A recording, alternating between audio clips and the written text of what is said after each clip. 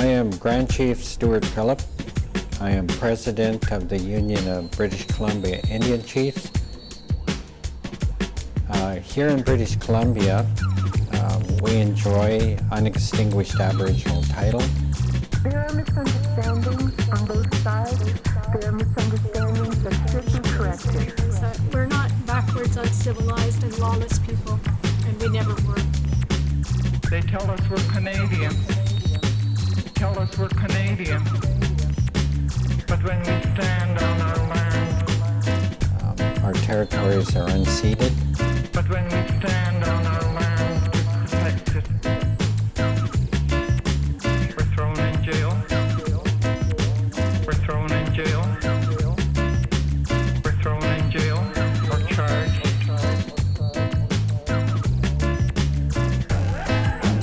Hello, welcome to Access TV. I'm Molly Caron. On this episode, we will discuss land and our relationship to it, whether it be treaties, rights, or protection. These are all strings of words, and what do they really mean? Well, today we've invited numerous people from across Canada, Turtle Island, to get their perspective. We'll be hearing from Grand Chief Stuart Phillip and Grand Chief Derek Nipinak of the Manitoba Chiefs. We'll also hear from Hereditary Chief Robert Thomas, or Whiston, of the Whonnock people. We have Gayustis. He will be representing the Squamish Nation. As well, we're going to hear from some of the matriarchs of the Whonnock people. The Whonnock tribe reaches on their traditional land from Maple Ridge to Mission, and I'm just learning about them. We'll hear from Cynthia Jim Woods, as well as Lorena Jim. And here to facilitate this discussion, we have Gunarji O'Sullivan. So let us begin.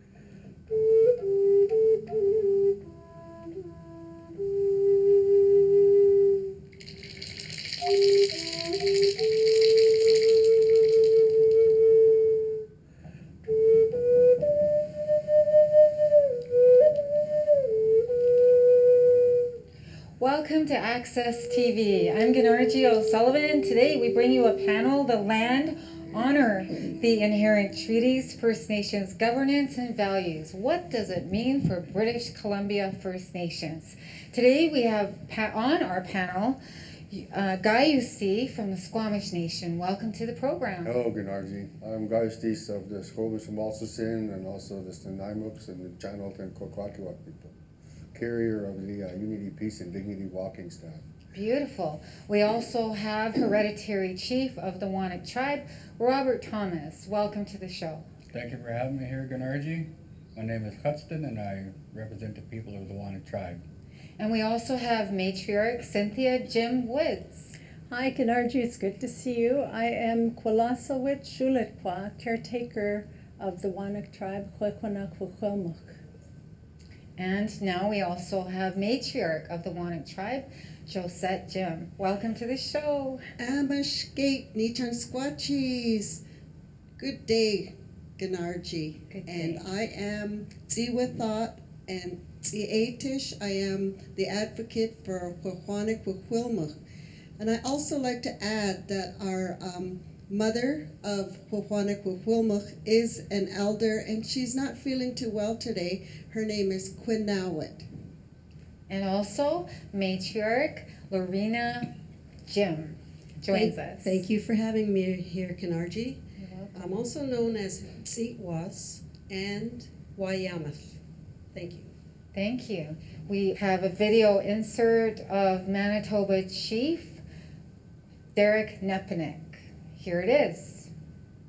I'm Derek Nipinak. I'm the Grand Chief of the Assembly of Manitoba Chiefs. I'm honored today to be able to participate in the panel discussion.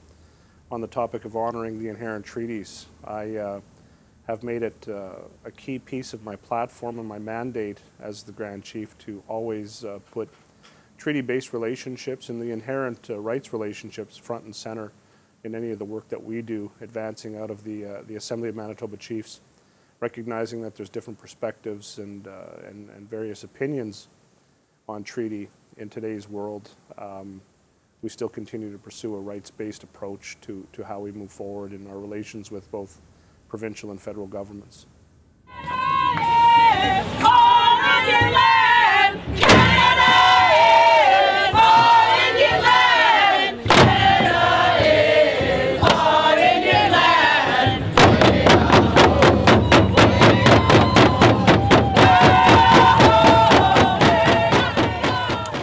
It's my understanding from teachings from different elders over the years, but also the understanding that I've received from my interpretation of Canadian law and jurisprudence on treaty rights, that there's items that were specified within the treaty arrangement which really set a foundation for a respectful relationship going forward.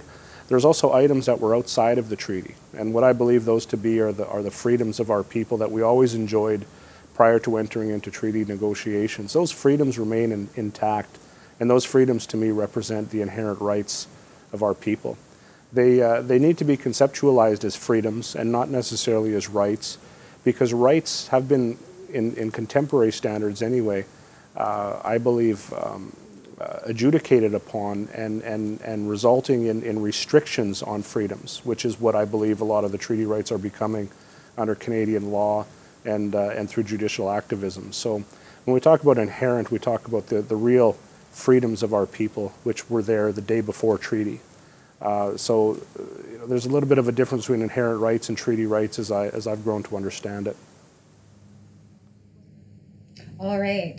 So now that we've seen the video from Derek Nepinek, I'd like to ask you a question, and that is, what are some of the challenges that have you, as an individual or as a Squamish person or a Whonnock person, had to face on your ancestral lands? Myself personally, as a ceremonial leader, running lots of ceremonies, I have to deal with a lot of people who are very disconnected from their heart, who are trying to learn how to be in this world. And it is a very discouraging place to be a lot of times, to have everybody trying to go to school to learn how to take care of Mother Earth. Must be a lonely journey for you. It can be, yes. Tell us more. Okay, we'll come right back to you. Okay. How about you, Hereditary Chief Robert Thomas? Tell us what some of the challenges you face as Hereditary Chief of the Whonnock tribe on your ancestral lands. I think some of the biggest challenges that we have are not being able to inhabit our land, not to have any housing, not to have the proper representation. And that all stems back to 1929, when we were wrongfully amalgamated with another community, another band, which of course has taken effect on our people today, because none of our people are at home on their homelands where we can practice our traditional culture. We also bring you Grand Chief Stuart Phillip. He is of the Union of BC Indian Chiefs and also serves as the chair of the Okanagan Alliance. The whole purpose and intent of colonization is to dispossess the indigenous people of their lands. The colonizer covets the rich resources within our tribal territories, and in order to take up the lands and the resources, they need to remove the indigenous peoples. And throughout world history, this has been a very brutal campaign of oppression, repression, genocide. Well, that kind of leads into my next question, which is, how has the Indian Act divided and conquered your people of the Whonnock tribe? Cynthia Jim Woods. There's a number of factors that they have attempted to divide us and dislocate us from our traditional lands. My sisters and I have been attendees at the residential schools, and previous to us, our aunts and uncles have been in the 60s scoop as well. So a dislocation of our people from our traditional territories has been very detrimental in attempting to effectively take us away from our traditional lands. One of their methods of taking us off the land was the residential school system, which was to literally beat the language, the culture, and our spirituality out of us through the residential school system. But what most people don't appreciate is the real intent of that was part of dispossessing us from our lands and territories. Also, the government entered into a further genocidal practice of removing Indigenous children from their families and placing them in non-Indigenous homes for the very same purposes. Throughout Canada, across Turtle Island, there's been a proud history of Indigenous resistance, and I'm absolutely proud to say that the residential schools was a dismal failure on the part of the government. Our peoples are incredibly resilient, and we're growing stronger each and every day as we reclaim our rightful place in the world as sovereign Indigenous nations, and we're reclaiming our languages, culture, and traditions. Throughout my travels, I am greatly encouraged to see more young people picking up the drum and singing the songs of their ancestors with such a great sense of honor and pride. What kind of actions are your people, Gayustis, taking to basically take a stance and to counteract some of the attempts to conquer and divide your people? Well, one of the main things was the acceptance that the policies and procedures were made up, rules and regulations for them, and that the laws of the universe, all of us people are connected through our language, through Gayustis, through the Haichka Chasiem, the Natsamach and Squallowin, the one heart and the one mind that we are connected with Mother Earth. Those, for me, seem to be a key to allow people to be able to have the acceptance of unity within their heart, to have peace in their heart and peace of mind. And then from that point, I've been noticing through the Unity, Peace, and Dignity journeys that we've been able to hold each other up with dignity, so that we can hold each other up high. Well, this must be problematic when you consider that some people still have their traditional values intact, while others are more influenced by the residential school era, foster care, adoption, and the Indian Act itself. Yes, my grandfather, he was strangled by the church and the government. My mom and dad went to residential school and to foster homes, and that left me in a place of no parents. Mm-hmm. It left me in a place of no language, no drums, until I started to grow towards the drum. So I started to grow towards the longhouses, started to grow towards the sacredness of our lands, that I started to realize who I was and how I could help. And are you passing these teachings down to your children and grandchildren? Yes, and to the other nieces and nephews, and with open arms for wisdom from the other elders and the other relatives from throughout Turtle Island, Central America, and South America too. Beautiful. Right on. And now, Chief Robert Thomas of the Whonnock tribe, what kind of actions have the Whonnock people taken to conquer or to counteract this attempt by the Indian Act to conquer and divide your people? Well, for one thing, we're not a treaty group. We're not a treaty band. Mm-hmm.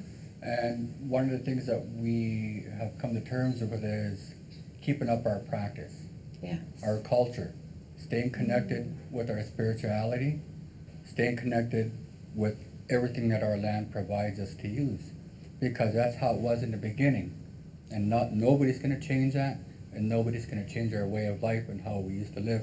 And that's what we're passing on to our children, the continuity of learning how to live how our people lived before us.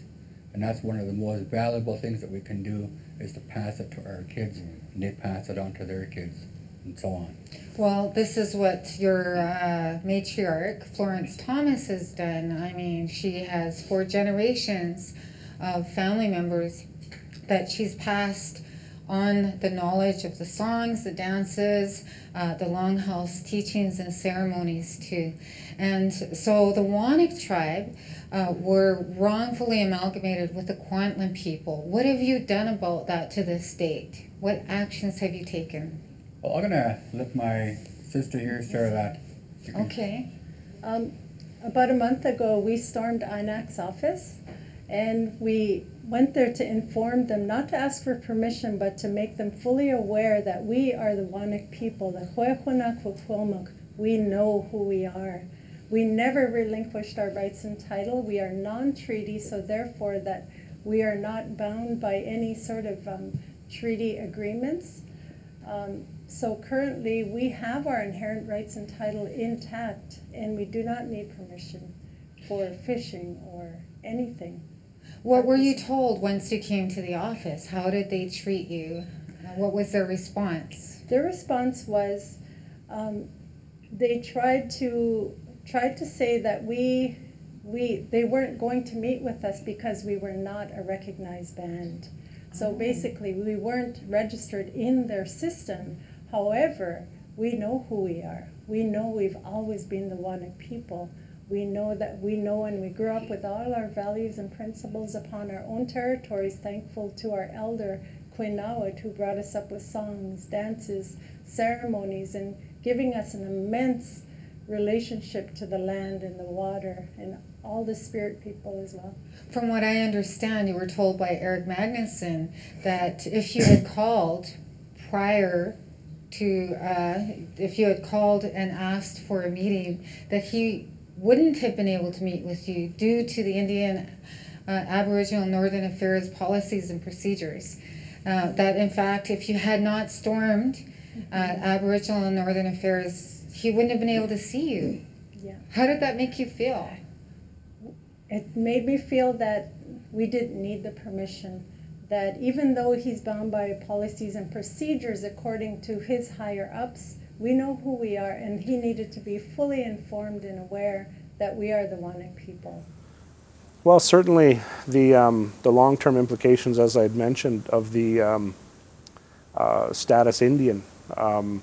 We seem to be okay with entering into a process where we fill out an application form and send it to the bureaucracy in Gatineau, Quebec, for somebody else to determine whether or not we're Indians. It follows Indian Act guidelines, which are steeped in racism, which are steeped in gender inequality and gender discrimination. And we've got to figure out a way of extracting ourselves from those processes, because we are the original people here. We have rights to self-identify. Our children have rights to an identity. We have rights that go beyond the domestic character of the Constitution that governs the Canadian nation state. And we've got to empower that. We've got to empower that by being strong and taking forceful positions. So we need to begin, developing mechanisms for taking back our identity. That's a very big piece, and that's a piece I continue to work on out of Manitoba. Through the creation of the Treaty Identification Card, we are now doing a lot of the back-end work to determine how does one become eligible for a Treaty Identification Card, and what are the implications of membership, particularly when it comes to urban reserve creation and the utilization of treaty identity in accessing benefits such as discounts on gas and other tax-exempt purchases. I think that the challenges we face within our ancestral lands tie to a very forceful and oftentimes mean-spirited application of colonial policy, where we're meant to think within the context of reserves and reserve boundaries falling within provincial jurisdictions, and this push and pull challenge between federal and provincial jurisdictions. I think that we have to move beyond that as Indigenous people and reflect upon our responsibilities that we have within our families as individuals, but also from one family to the next, which is really the foundation and the cornerstone of building strong communities. I do believe that within Manitoba, for example, I believe that there's one Anishinaabe people. I believe that there's one Cree people. I believe that there's one Dene people, one Dakota people, one Ojibwe people. I believe that we are a nation that's been divided constructively through the application of the colonial paradigms that come under the Indian Act. And I think that those tools are being used to hold us back in a negative way. I think that the economic model under the Indian Act is used to divide and conquer our collective power, because I don't believe we're realizing it now. And I think that's the greatest challenge we face, particularly when it comes to land conservancy. Deals are being struck between industry and individual First Nations communities that are part of a much broader collective, as I said, of Anishinaabe people or Cree people, just for example. All right, so how about the Squamish people, Gaiusti? What kind of actions have you taken, and what has been the outcome? I can't really speak on behalf of all the Squamish people and all of the Nuu-chah-nulth and Kukluk and the people of the Painted Face Societies and our winter dances and potlatch people. But what I can say is that the resurgence of our culture is waking up our spirits, and it's turning our head back into the onboard computer for our soul like it was meant to be. And from that point, we're having a vantage point of being able to be not healing anymore, but that we're able to take the steps to live again, free from all of those laws, rules, and regulations and policies that were put on us, so that we're able to see eye to eye and become more unified and to communicate more clearly with each other. Those are the fundamental first steps that we need to take, I believe, as people, to be unified. Whatever lines that were drawn between us and our people by making us one tribe, when we're distinctly for generations and generations being families with our own jobs to do. And we are all one, but we're not all one through we're one through diversity and not conformity. I think that it's important to reflect upon, these organizations that have been created, these political organizations, not only the political organizations, but the entire construct of governance or governance authority that's built from an Indian Act foundation. Now, the chief and council concepts in our communities are built from an Indian Act foundation, which gives rise to the regional organizations, which gives rise to the national organization.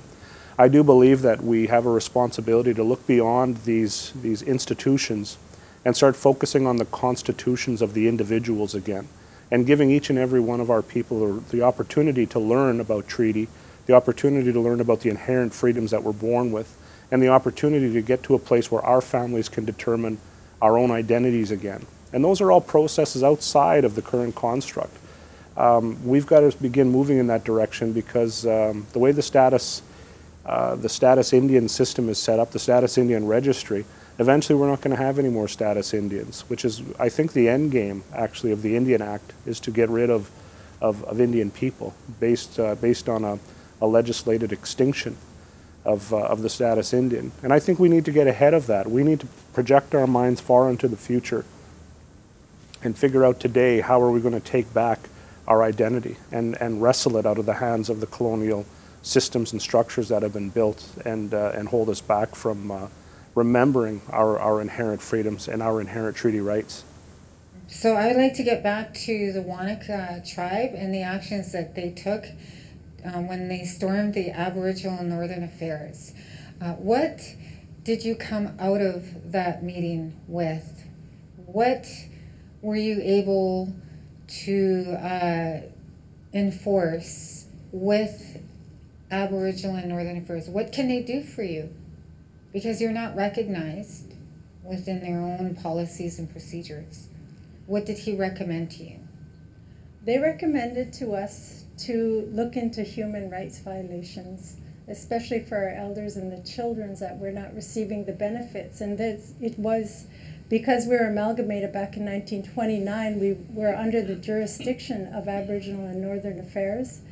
And therefore, they are bound as a fiduciary responsibility on their part to ensure that the well-being of our tribe, our Whonnock was taken care of. However, a census data from 2000 and 2006 says In 2000, it says minus 56% of Whonnock people upon their lands. And the census data of 2006 said minus 100% of the Whonnock people were no longer on their lands. So they had a fiduciary responsibility to inquire, because they were dictated in their policies and criterias to ensure that our well-being was taken care of, and they have totally failed. And the Whonnock people, their original territory is Reserve 1, Reserve 2, and Reserve 3, right? And you have the issue of resource sharing regarding the Stave Lake Dam. Can you tell us a little more about this issue? Well, there's a lot of Crown corporations taking development on Whonnock tribe traditional territory, and we are at odds and ends with the other community. That a lot of the shares that come out of these corporations is not being received by the Whonnock tribes people. And so on. There's been like consequences delivered to the Whonnock people for acting out who they were, for speaking out who they were, and these benefits were slashed, like as my sister was saying, they were slashed. And some of these corporations that are there rightfully belongs into the jurisdiction of the Whonnock tribe people, not anybody else. Especially in the case of the Stave Lake Dam. That's on Whonnock traditional lands, your ancestral lands. That's right? correct. And you're not receiving any benefits or resources or any kind of like opportunity from that land. Nothing. Tell us more about the maps, Josette. Are you able to speak about the territory in that regard? Well, thank you very much, Ganarchi, and that. The maps and that are our watersheds. A long time ago, and that our people and that traveled by the water and that, whether it was the Fraser River and up the Stave Lake, and it interconnected our tribes to communicate with each other, or in other words, decided to do some trading. And not only that, whether it came to warring for a little distribution of whether it's trying to get a wife. But our lands and that, our watersheds are actually border lines of existence of where all our people in that roamed around the territory, whether it was to collect the resources of the land, which is the cedar trees and the plants that we have, and also the fishing and livelihood of all our animals. So that's mainly the maps and that just really focus on the just a bare partial of our communities interacted with all our other tribes and around us. And now you're faced with just having to prove that you are not extinct, right? I find that just bizarre, but not uncommon. There are people from the Tlawitsis Nation and the Montegalia people. They have been divided and conquered through treaty and negotiations. You know, the Montegalia people have been deemed extinct. We have the Sinaiaks people in the Slocan Valley who are having to prove that they are not extinct. How can we project a better future for generations ahead of us? How can we make things happen? Let's start with you, Gaisti. I think what I feel and what I've come to realize for my own self was that when I had received my first Indian name, my real name, which connected me to the land, which connected me to all of the directions, which connected me through the mantra that we speak to all life on this planet. And the realization that I was not the all capital letter name that was registered into Canada, written in black, which is everything written in all capitals and anything written in black is dead. So in that sense, if that's who we think we are, then we're extinct.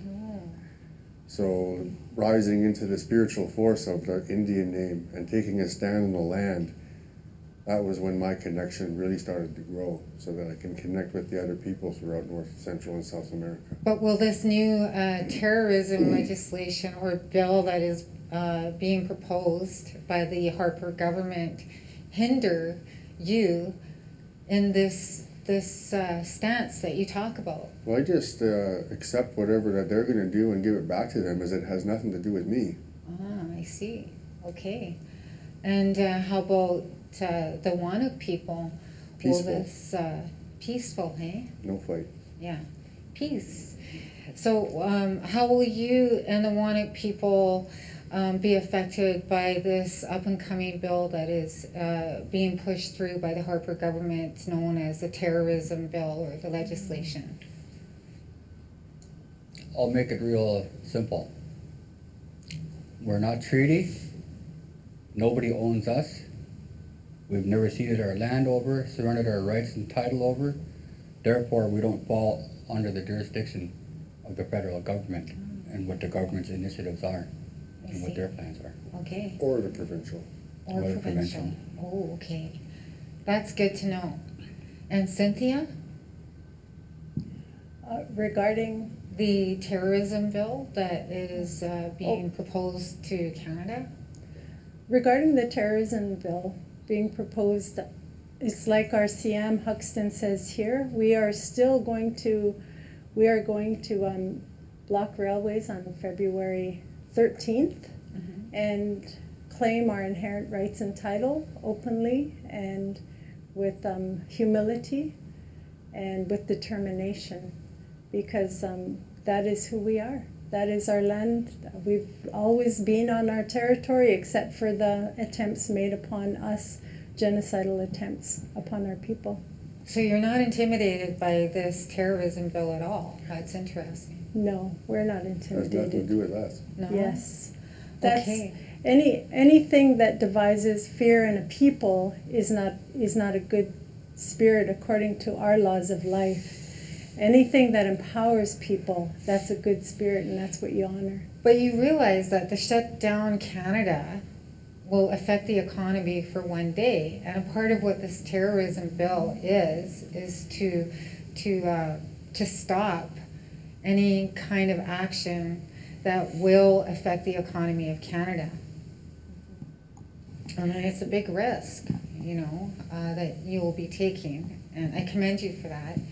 But what other actions are you taking, for instance, in a traditional sense, to combat some of the attempts to divide and conquer the people of Whonnock or Squamish? You talked about canoe races, for instance. Absolutely. We are, I'm not saying we're just basically bringing back our canoes. We have a canoe maker that is aiding our canoes right now, and we're going to bring them out and with a new name, Indigenous name, that binds us all together as a community, as a nation of Whonnock. And also we have an upcoming powwow, Whonnock Traditional Days. It's going to include things like slahal, bone game, powwow, traditional West Coast drumming, and a number of different activities, making our art. We have a number of artists within our tribe, and we want to nurture that and make the public aware of who we are, that we are here, we exist, we are not extinct. The one key concern for our people, and it's a very holistic and kind of a global view, is quality of life, and how that manifests in terms of activities on the ground that are initiated by community leadership or from those who are outside of community leadership that are not chief and council, is really the beauty of our experience right now. A lot of people would think that quality of life is achieved by going out and participating in a contract to develop the land or to help put the bipole through Manitoba, whereas others believe that quality of life is realized by maintaining language and rebuilding strong families. So we have a very broad spectrum of initiatives. It would be improper to try to say that one priority is more important than the other, but rather to look at these processes as organic and evolving based on a people who are now waking up to a renewed sense of who we are within our ancestral landscape. Even regarding the minus 100% census of 2006, we are still here. So we deserve a voice in the duty of consultation in whatever goes on in our territory. But we have people that are like Grand Chiefs who have not been consulted with. I think that it's going to be a struggle for you as hereditary people to get prior and informed consent and consultation. Getting back to some of the actions you've taken to prove that you're not extinct, there was a Whonnock walk that happened. It was called the Whonnock Awareness Walk. I think that you're going to have another one, but you had one in July of 2011? 2011. 2011. Would somebody like to quickly talk about that? Yeah.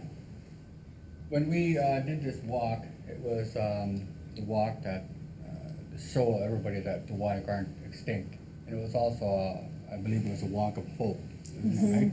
A walk of hope. And our elder, who's supposed to be here today, she initiated this walk. It was her idea. And us, as the Whonnock, other Whonnock members, supported it. And we walked with her, along with her grandchildren.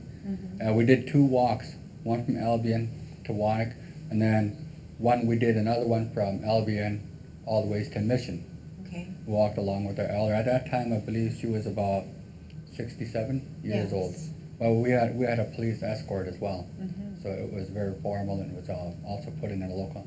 Nothing like a police escort. But on top of that, one of the other things that your people are doing for the elder Florence Thomas is attempting to provide her with housing on her land. And I understand that you are looking for support from the community, whether it be construction workers or people who want to donate money to your elder so that she can build a house on her land. Can you give us some contact information? Yes, we can. We have a couple of emails. One is cjim@ualberta.ca, and you can also phone 780-614-4946, among other emails here. You can also contact josettejim63@gmail.com, and if you would like to call, it would be 604-792-7911. And Gayusti, tell us more about the Unity, Peace, and Dignity Walk and what that means to you and how people can engage in this effort. The Unity, Peace, and Dignity Journeys has been an ongoing run from Alaska to Panama every 4 years, and they run from Terra del Fuego, Argentina to Panama, and they meet with the Condor and Eagle coming together in Unity, Peace, and Dignity, and they share that prayer. The Unity, Peace, and Dignity walking staff is up here in the Pacific Northwest, going to different events and potlatches and ceremonies, and has been going back and forth across the continent to Ottawa, the copper breaking ceremony, suicide prevention, other events have been, this grandfather has taken that walk a number of times across the country. And to contact anything to do with the Peace and Dignity Journeys or Gayustis, you could reach it at Gayustis, GYAUUSTEES @gmail.com. Okay. Well, that has been our panel today at Access TV on unceded Coast Salish territory. This land, honor the inherent treaties, First Nations governance, and values. What does it mean for British Columbians?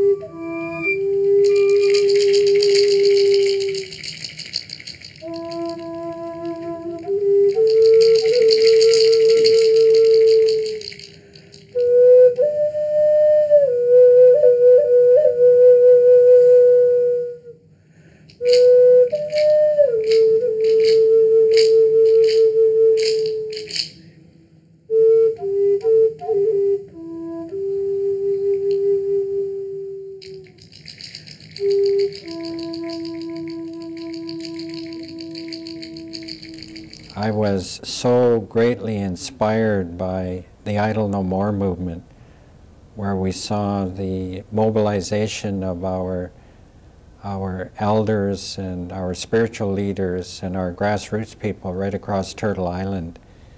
And I think it's just a beginning and very much a part of the reawakening of our Indigenous spirit. Of course, we're confronted with the Harper government and its very neoliberal attack on Indigenous rights. And the Harper government is attacking the foundational democratic principles of this country and attempting to, as the neoliberal ideology dictates, to create a market state here in this country. And Indigenous land rights and democracy is simply obstacles to that worldview. The Harper government has been very unilateralist in passing a number of bills that have been designed to erode and obliterate our jurisdiction and our power and our inherent rights. Let's define some terms. What is unextinguished Aboriginal title and inherent treaty? Bill C-33, Education, gives ownership of schools on reserves to Northern Affairs. There are misunderstandings on both sides. There are misunderstandings. Bill C-27, First Nations Financial Transparency. They tell us we're Canadian. Aboriginal affairs in Northern Development Canada are under the federal government of Canada, and they chronically underfund First Nations. This same system that is set up to fail First Nations people is the same system that is demanding financial transparency relating to all funds. Bill C-38, Jobs, Growth, and Long-Term Prosperity. In reality, amendments to environmental laws account for about half of the 452-page bill. Bill C-38 is much more than a simple budget implementation bill.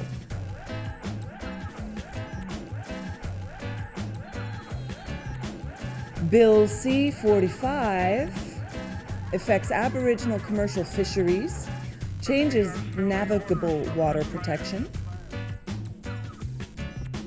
99% of Canada's waterways lost their protection for navigation and federal environmental assessment purposes.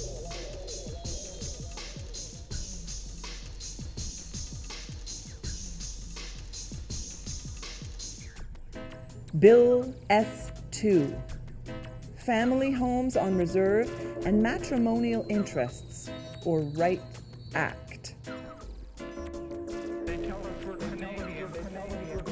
The bill has an individual rights or interest focus versus an Indigenous communal holistic approach. It focuses on the best interests of the individual child as opposed to the collective or the interconnected interests of the entire family.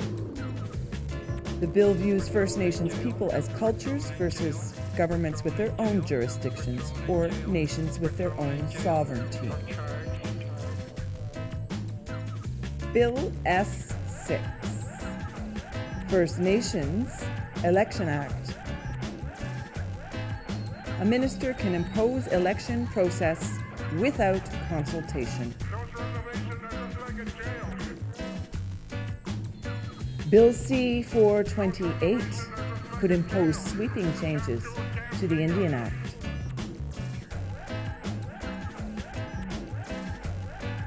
Bill S-207 could not prevent annulling or destroying Aboriginal or treaty rights.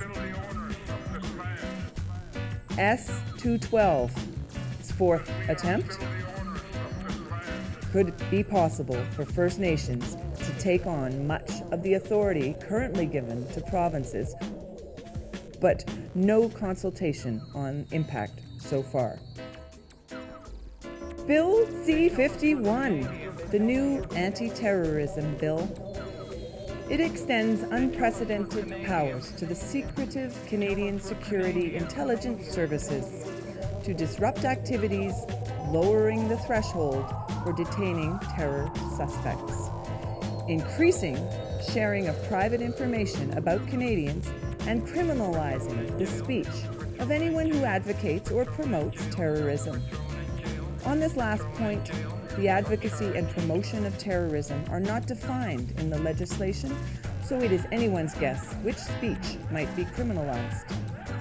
Conservatives have previously labeled Canadians actively advocating for the environment and opposing oil and gas pipeline construction as eco-terrorists. So it seems this law could cast a disturbingly wide net. For example, it's conceivable that an activist advocating direct action to protect the environment could be thrown in jail for 5 years under Bill C-51. By giving CSIS itself the power to undertake disruptive activities, the Conservatives are essentially recreating a situation that the MacDonald Commission and subsequent legislation sought to change.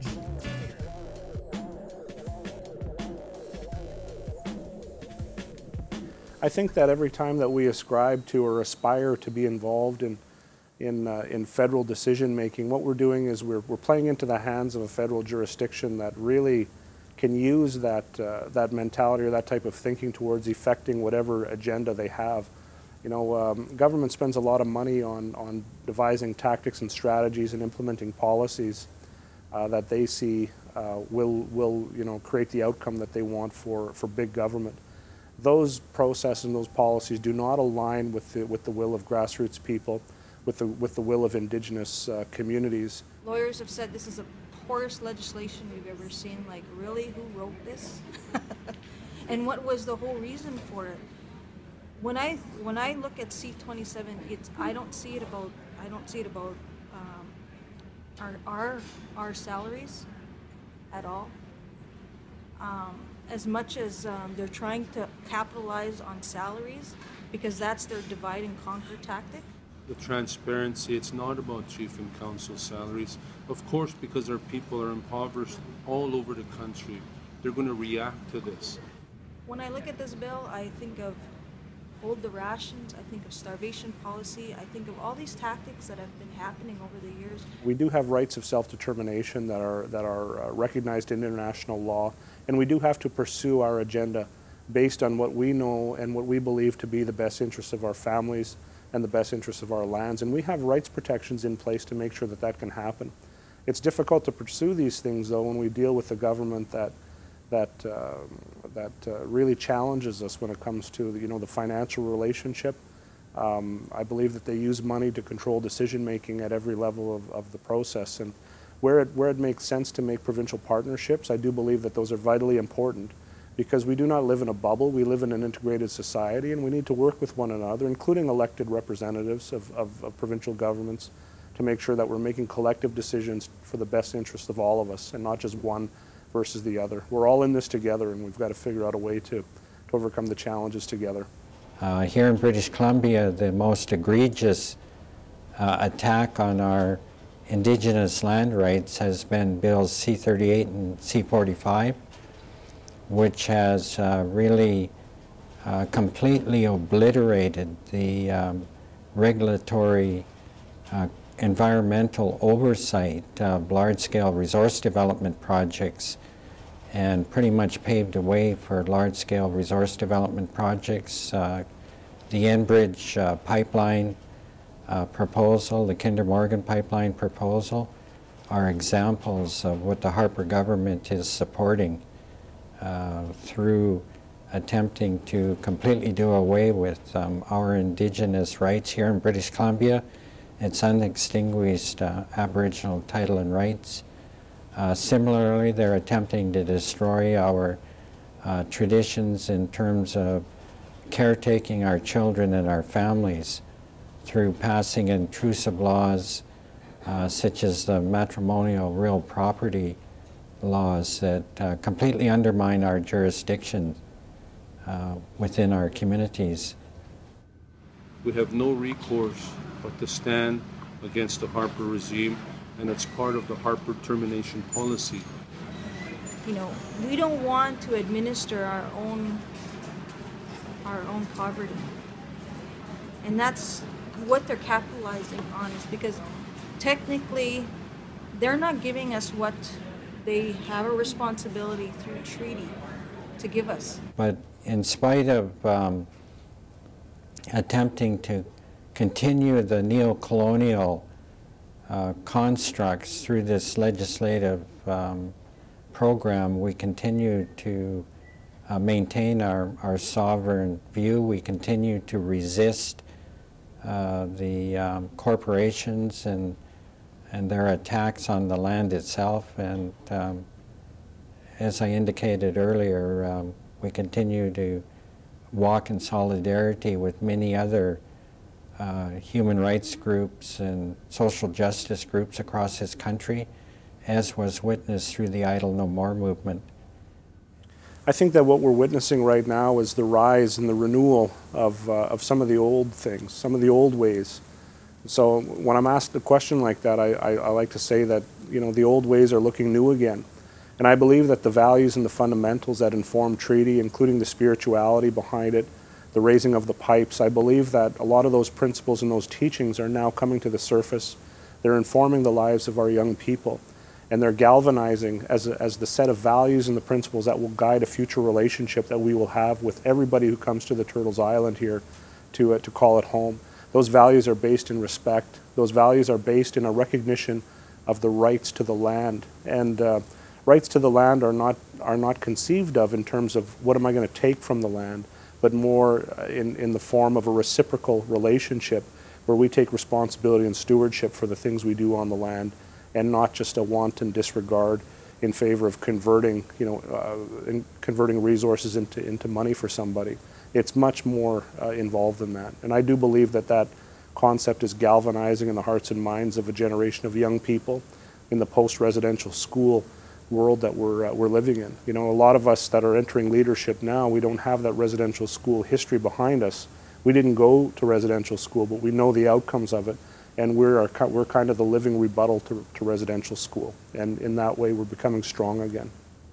We're at a turning point in the history of this country, and I believe we're in desperate need of a new vision, a new national vision in this country that is more inclusive, that understands traditional and ecological knowledge and the fundamental beliefs of Indigenous peoples as it relates to sustainable development that has been passed down through hundreds of generations of our knowledge keepers, needs to be the foundation of the new vision of this country that will bring about sustainable development so that we can arrest the destructive impacts of global warming and climate change. And I truly believe that people throughout the world, and certainly throughout this country, know and understand that our treaties and our Indigenous rights are going to be very, very important in forging this new future for all peoples. And I'm just so grateful to be part of this movement forward, this walk of solidarity. I've been blessed with 14 grandchildren. Joan and my wife and myself have been involved in the Indian movement pretty much all of our adult lives. And it's so gratifying and encouraging to know and understand the spirit and the flame of resistance continues to burn strongly in the hearts of our people. Why Lim Lim? I've always been optimistic that the teachings and the lessons that I've learned both within the academic context, but also from my experience in working with different elders from different territories across Western Canada, would help open my eyes to the potential and the possibility that we bring as Indigenous people from these lands. I love our people very much. I'll never lose optimism in what we can accomplish together, and that's really the driving force behind the work that I do. Is that I have an undying faith in our ability to overcome challenges and to move together by recognizing our values and our traits and our qualities, and the fact that there's nobody else from here other than us. We are unique in our communities, in our ancestral lands, and that's a beautiful thing. That's a beautiful thing to understand. Our ancestors made that agreement, made treaty, negotiated for all of this for us. And because they did that, we are their future that they thought about. And we have to think of the future generations. We have to honor what they did. This is about the land. Can you ask yourself this?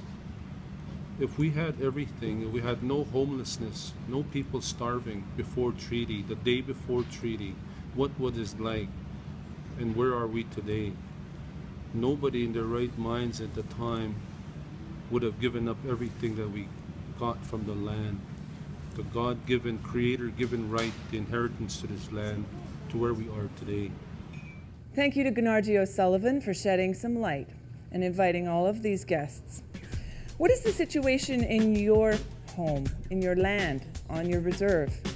And do you have a concern or a dispute with your territory that overlaps with other nations?